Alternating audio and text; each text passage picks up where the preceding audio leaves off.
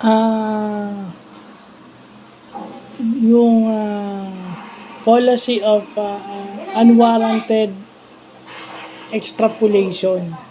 So, yun yung policy o pagkakamali na ang pag-aakala natin na trivial local events pwede sa pangkalahatan. Kumbaga, hindi porket nangyayari sa Bacoor, pwedeng mangyari sa Kawit o sa Dasma. Kasi parehong nasa Cavite. So, yun yung tinasabi ng policy of unwarranted extrapolation. Kumbaga, yung local events, generalize natin na pwedeng maging global event o pwedeng mangyari sa iba pang lugar.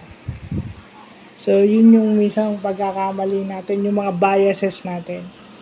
Dahil pareho lang sila, ina-assume natin na lahat pwedeng mangyari dahil halos pareho lang sila. Nangyari sa lugar na to, o nangyari sa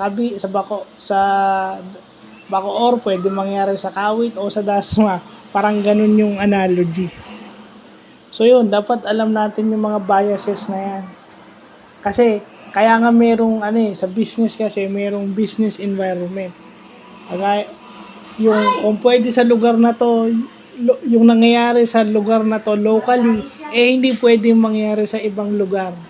Doon sa locality ng lugar, doon sa locality ng business na yun, kung saan sila nakatayo or saan sila nakapwesto. So, yun lang po.